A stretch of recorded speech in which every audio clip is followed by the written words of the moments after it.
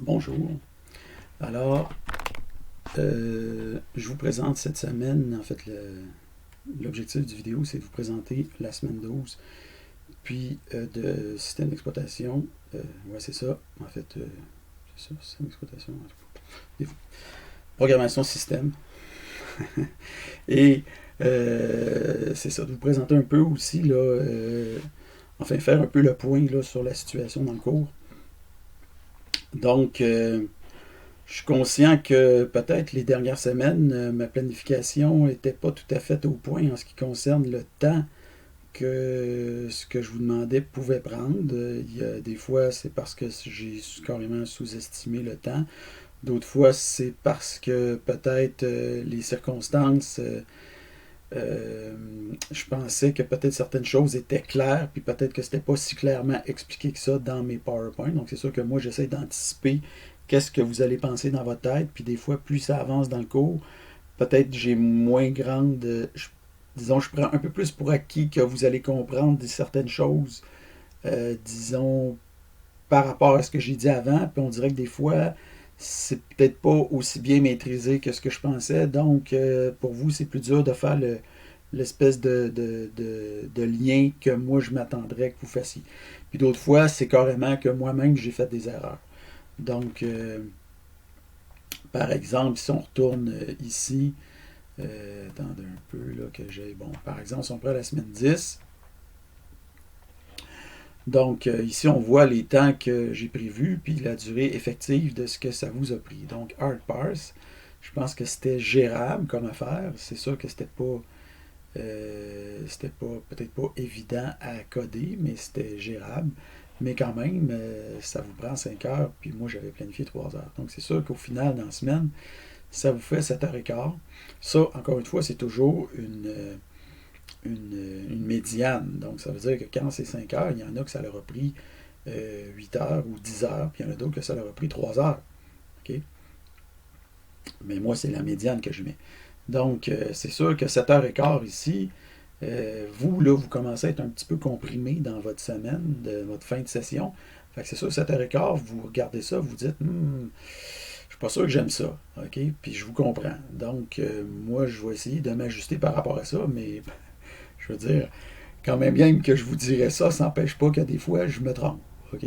Donc, je veux dire, si on arrive à la semaine 11, là, j'ai pas encore rentré les temps, mais c'est sûr que Regex, que j'avais planifié comme 1h15, j'ai l'impression que quand je vais regarder les temps, ça va être plus comme 2h30, 3 heures. Puis il y en a qui ont peut-être mis, il y en a que je sais qui ont mis 4-5 heures avant que je fournisse ces explications supplémentaires. Donc, oui, oui, ça a busté. OK?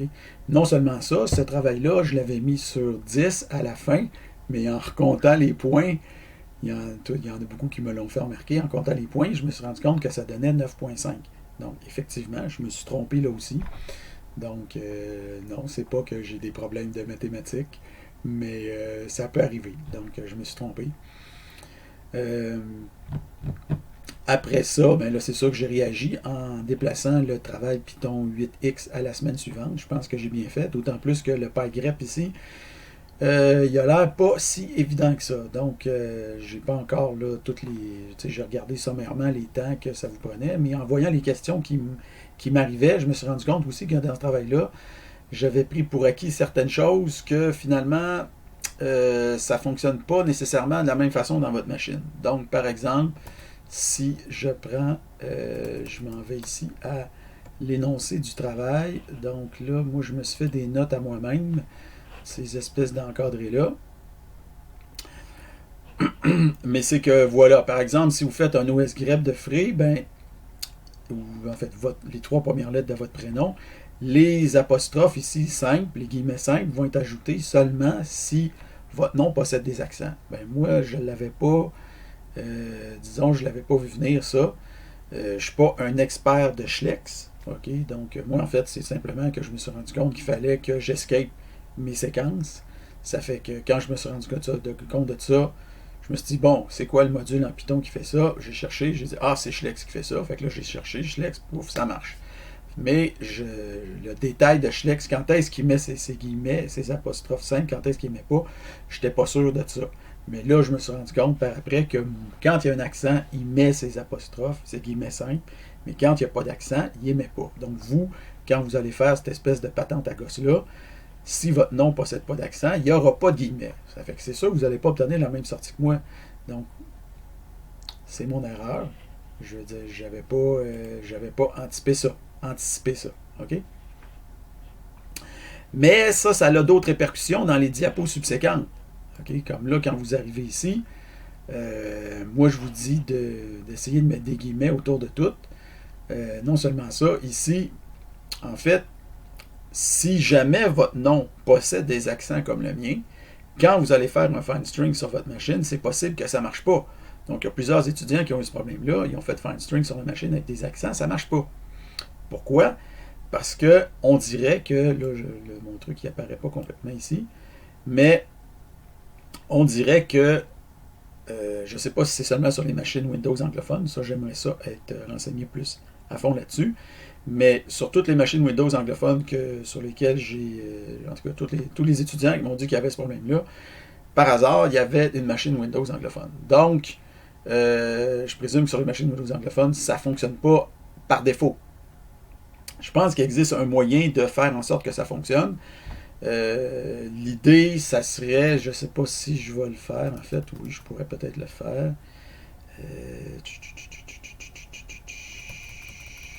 Voyons, on dirait que c'est pas là. Ah ouais, c'est ici. Bon.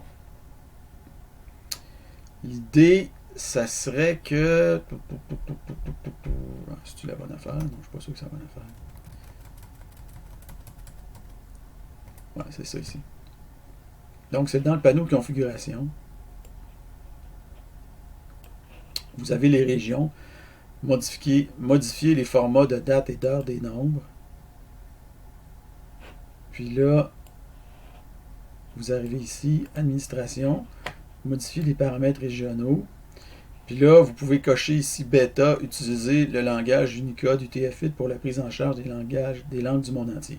Je crois que c'est l'option. J'en suis pas convaincu, mais je crois que c'est l'option qui fait que ça va marcher. Okay? Moi, personnellement, pour vérifier ça, il faudrait que je désactive ça, que je reboot ma machine, puis que je vérifie, puis qu'après ça, je le réactive, puis que je reboot ma machine.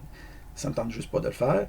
Je pourrais le faire, mais bon, ça ne me tente pas. Donc, vous, si jamais il y a quelqu'un quelque part à un moment donné qui fait cette patente-là, puis qui peut me dire si ça va activer la vérification des accents sur STR Find String, ben, je serais très intéressé à le savoir. Okay? Sinon, j'ai l'impression que ça a d'autres répercussions aussi dans le système qui sont probablement bénéfiques pour ce qui est de la détection et du bon fonctionnement des accents dans vos programmes. Donc, pour ouvrir le panneau de configuration, vous pouvez faire un find comme ça, un win search, probablement, comme ça. Ouais, sauf que là, on dirait qu'il n'apparaît pas ici, mais en tout cas, vous pouvez faire un win search, puis faire control panel ou panneau de configuration. Okay. Donc, pour revenir, attendez un peu, ici. Donc, c'est ça. Le PyGrep, donc, c'est ça. À cause de cette petite affaire-là, à la fin, c'est sûr que ça, c'est un peu, c'est ça. Ça va. Je pense que lui, il prend plus de temps. Je pense que lui, il prend plus de temps aussi. Puis, lui, je pense qu'il prend peut-être un petit peu moins de temps que ce que j'ai dit là. Fait que ça dépend, mais je vais le savoir demain quand la plupart des gens vont m'avoir remis leur travail. Donc là, l'idée, c'est que je vous ai un peu, peut-être un peu échaudé pour les dernières semaines. Ça fait que j'ai l'intention d'essayer de un peu rattraper la balle et ne pas non plus, mon but, c'est pas de vous matraquer. Là. Bon, j'ai tout le temps ces mots jeux d'affaires-là que je n'avais pas avant, mais là, je les ai parce que j'ai décidé de fonctionner un petit peu autrement. Mais bon, le but, c'est de ne pas vous matraquer avec le cours d'ici la fin de la session. Donc, pour cette semaine, le temps prévu, 4 heures, donc je ne prends pas de chance. Fait que si jamais ça donne 6, ça donnera 6, mais ça donnera probablement pas 8, ni 10, ok? Donc, même que peut-être que ça va être juste 4 heures, mais peut-être que ça va être 5 ou 6, mais en visant 4 heures, étant donné que j'ai l'air de me tromper tout le temps ces dernières semaines, je pense que là, je devrais être pas si pire. Fait que probablement que c'est ça que je vais viser jusqu'à la fin de la session. Un genre de 4 heures à chaque semaine, comme ça, je vais être sûr de ne pas trop en tout cas, c'est ça, vous surcharger. Hein? Donc, vous voyez ici, ça c'est le 4 heures, ça veut dire que normalement sur le 6 heures, ça enlève 2 heures. Donc, avec le 3 heures accumulé qui ne compte pas les excès de la semaine précédente, ça vous ferait 1 heure. Donc, probablement vous êtes plus que ça actuellement. Mais vous voyez un peu, là, c'est un peu pour vous montrer un peu comment ça risque de se dérouler. Donc, autre chose que je veux vous dire, c'est que à partir de ce que vous faites cette semaine, tout ce que vous faites fait partie de l'évaluation terminale ou l'évaluation finale. Donc, à l'origine, la semaine passée, il y avait comme 10 points d'accumulables, mais comme j'ai enlevé un travail, alors il y a juste 7% d'accumulables, ce qui fait que on se ramasse avec 43% à allouer dans les 4 prochaines semaines. Donc 43 divisé par 4, ça fait à peu près 10% par semaine. Donc vous voyez que les 2 travaux que je vous donne à faire cette semaine comptent pour chacun 5%. Donc attendez-vous à avoir 2 travaux à peu près par semaine d'ici la fin de la session qui compte environ pour 5% chacun. C'est grosso modo mon objectif là, approximatif, là, je vous dirais. Je n'ai pas encore créé, là, je n'ai créé peut-être un autre la semaine suivante pour l'instant, mais je ne suis pas encore, je n'ai pas planifié toute la fin de la session dans le détail du détail. Comme je vous ai dit, je fais un peu les affaires au fur et à mesure, justement avec du matériel qui n'a pas été éprouvé les années passées nécessairement, donc c'est ce qui fait que peut-être vous pouvez en subir parfois des conséquences. D'autant plus que, étant donné que ça se donne à distance, c'est pas les ordinateurs c'est pas les ordinateurs du cégep. Et si c'était les ordinateurs du cégep, probablement que tous les trucs d'accent et toutes ces affaires-là, ça serait pas la même affaire parce que c'est la même. Moi, sur mon portable, j'ai exactement le système qui est au cégep. Donc, ici, vous avez donc accumulé jusqu'à maintenant 57% de votre note, ce qui donne ici 43% pour la finale. Et vous savez que vous devez obtenir 50% dans cette dernière partie pour passer le cours. Donc, voilà. Alors, je pense que ça vous enligne pas mal pour la fin de la session. Si jamais il y en a qui ont des questions supplémentaires ou des commentaires, n'hésitez pas à me les faire parvenir. Voilà.